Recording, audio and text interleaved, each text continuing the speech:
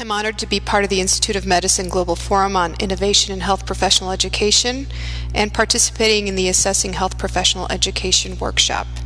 I have been a lab simulation coordinator for 7 years with a focus in pre-licensure nursing education. I have also worked with interprofessional education at a College of Medicine, and today's session will primarily be focused on pre-licensure simulation along with the outcomes assessment measures. The focus of this presentation will hopefully show you the initiation, adoption, integration, and actual simulation of a respiratory distress scenario, in addition to the data collection and the interpretation of that data as its impact on outcomes assessment in curriculum and also on student learning.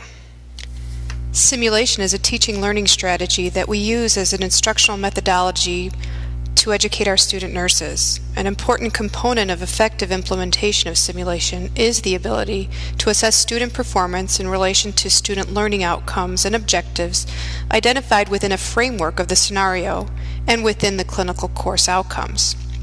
Recognizing the importance of simulation outcome assessment is a critical factor necessary in nursing education as well as in healthcare education, as a method to analyze and improve the quality of student learning, knowledge, and educational programs. In order to meet the curricular and regulatory requirements of pre-licensure clinical hours, nursing programs are utilizing simulation experiences on an accelerated level in order to fill the gap created by clinical site placement challenges. In a 2010 report released by the Illinois Department of Financial and Professional Regulation, it identified nursing education as having the highest utilization rate of clinical simulation, experiences, and laboratories as compared to other healthcare disciplines. Clearly, simulation is increasingly the learning experience of choice as an innovative educational approach to clinical learning and pre-licensure nursing education, and in response to the challenges with accessing clinical sites and placement opportunities. Simulation instruction requires faculty to abandon the traditional classroom setting and didactic instruction by adopting this innovative teaching learning process, which facilitates instructional context, scenario design, and the promotion of student reflection through structured debriefing processes.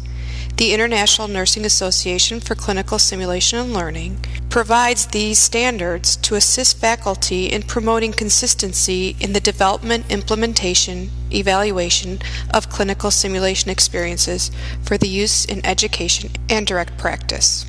A significant problem identified through review of the nursing literature includes a lack of implementation and integration of valid and reliable instruments in the measurement of the impact and effectiveness of simulation related to student learning and program outcomes. The identification and use of an evaluation plan is necessary as an effective strategy to quantifiably measure the levels of achievement of these outcomes and goals identified in the course objectives or syllabi. Unfortunately, the lack of valid and reliable evaluation assessment tools for simulation is a challenge facing nursing educators and programs. Evaluation instruments identified in the literature provides nursing educators with opportunity of implementing empirically supported tools which are both valid and reliable. The first tool that I utilize is the Creighton Simulation Evaluation Instrument developed by Todd, Mans, Hawkins, Parsons, and Hersinger in 2008.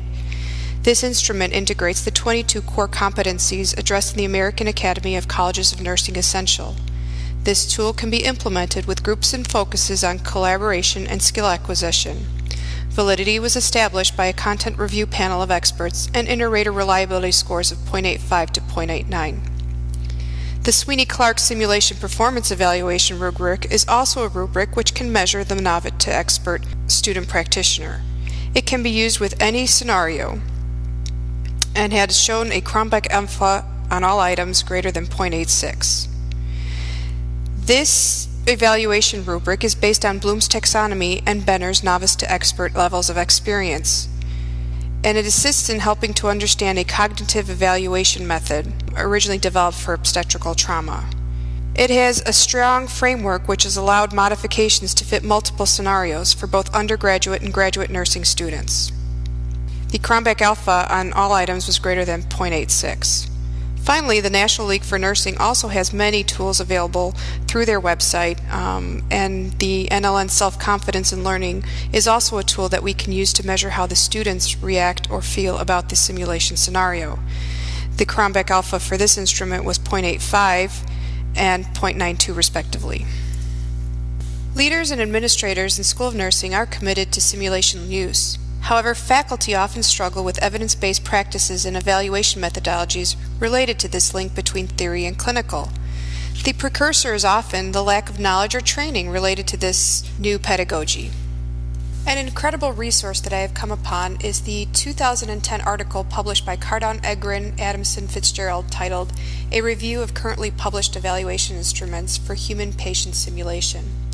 This article provides information on 22 simulation evaluation tools, including their reliability and validity data. The authors identify that further use and development of these published simulation evaluation instruments are of the highest importance. With multiple uses and reuses of these instruments in multiple regions and by various nursing programs and healthcare, we will help to determine reliability and validity in multiple settings. One of the first simulation experiences that our pre-licensure nursing student will experience is a simple respiratory distress simulation, which has an elderly client that is mispositioned in bed and has some difficulty with gurgling in his upper respiratory tract. It is a very simple simulation, and the student has very simple orders of titrating oxygen based upon the pulse oximeter needs. This simulation was originally adopted to assist our students with their psychomotor skills of not only attaching oxygen through a nasal cannula, placing a pulse oximeter, but also integrating the importance of assessment and recognizing respiratory distress by either audible gurgling or an elevated respiratory rate. When developing simulation scenarios for our pre-licensure students, we use the NLN simulation design template. One of the primary and first focus is to define the intended learning objectives for the simulation. Those then need to be matched up with the course objectives to make sure that our experiences are consistent with their theory didactic. A necessary component of tool adoption related to the Creighton Competency Evaluation Instrument is the utilization of worksheets created by the authors to identify the relationship of tool criteria to the learning objectives of the simulation. Additionally, the authors require an orientation process to this tool, which is necessary and an important attribute of reliability. This slide represents a copy of a developed CCEI for the respiratory distress simulation video that you will be observing. This video represents a student in a clinical simulation experience for respiratory distress. Additionally, we use this video and two others to establish inter-rater reliability training for the CCEI instrument.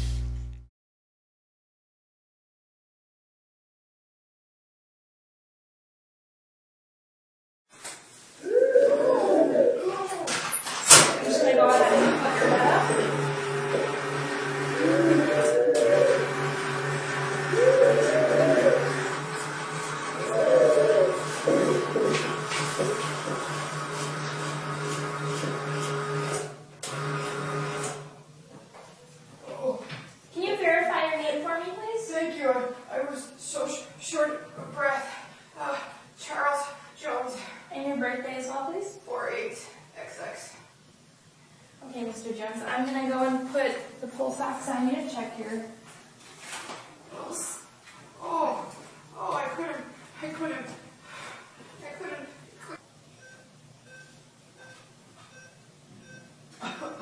You seem you're breathing a little fast. We're going to go ahead and start you on some oxygen. I'm going to start you on 2 liters. I'm going to put this around your nose and around your ears. You're going to feel some air coming in through your nose. This will help with your breathing. Okay. Slow it down a little.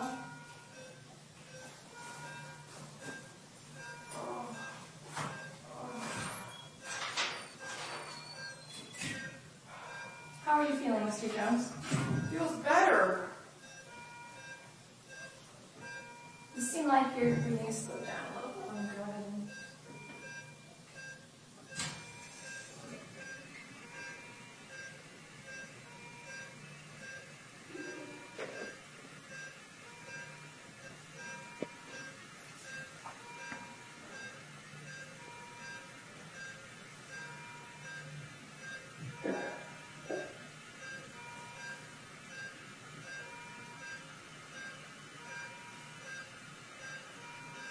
sounding much clearer. Can you go ahead and take a couple deep breaths in for me?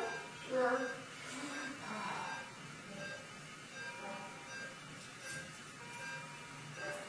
So, Mr. Jones, what happened? You were having a little bit of trouble breathing? Yeah, I couldn't get my bed up. I don't know where's my controller. Very sorry about that. I'm going to bring your call button in case you need anything else. Okay. It seems that your breathing has slowed down a little bit. Are you feeling okay? I feel much better, thank you. All right, and your call button's right here. If you need anything, let us know. Okay. Thank you.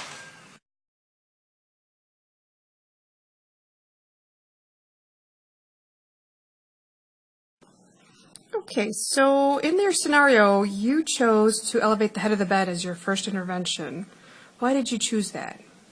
By elevating the head, it increases the lung expansion and it allows gravity to assist the diaphragm in breathing. Great. So what happened when you did sit your patient up? I noticed that he immediately stopped coughing and choking and that he was able to communicate with me. Okay, good. And so then the next intervention you chose was to put on oxygen. What level did you decide to choose? The physician ordered that I start titrating at 2 to 4 liters, so I went on the lower end of that at 2. Great. And what happened when you put your patient on 2 liters of oxygen? His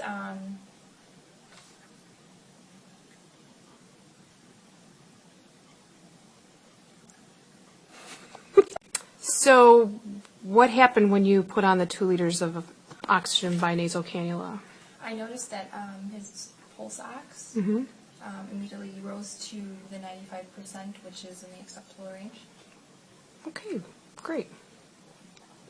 So is there anything that you learned from the simulation that you want to take back with you when you go to the clinical? I think it was a great scenario, and it really helped me to see how it actually is and how fast things are going and how nervous I am. I think that I learned that I need to communicate better with the patient and let him or her know what I'm doing as I'm doing it, and to stay calm, most importantly. Okay, thank you. The use of valid and reliable instruments must be adopted by healthcare simulation programs to collect quality evidence of learning. There is no single way to collect evidence that is better than others, but we as educators must make decisions which are appropriate to the purposes, to the objectives, and aligned with our learning goals. We need to embed the concepts and skills that are the focus of our clinical simulation experiences. But importantly, we need to provide detailed information for action. If at any point learning is derailed, we as faculty can identify this and adjust accordingly through formative assessment and to improve our learners. This is actual data collected from the respiratory distress simulation we conducted back in spring of 2013. It represents 65 first-level nursing students who performed the respiratory distress simulation as you saw in the video in the previous slide. It's interesting to note that as faculty are observing student performance, they're able to use their iPads and simultaneously input their assessment data.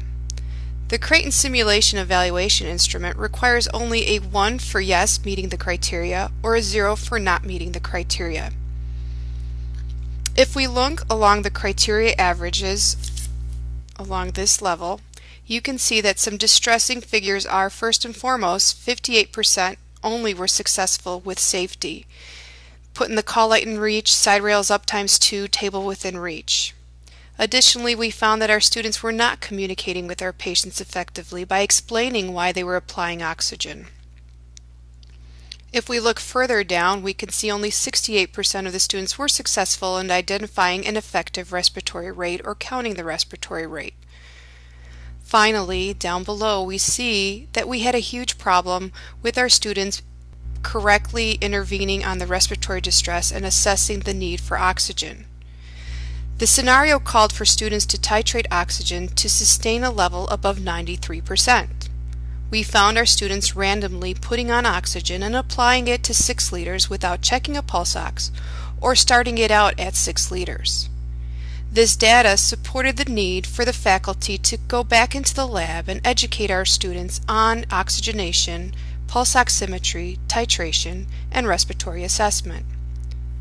In subsequent simulations, we noted that these rates did improve. So for the next simulation, although they were passing medications or hanging an IV fluid, they had to do something with oxygen safety and again explaining to the patient.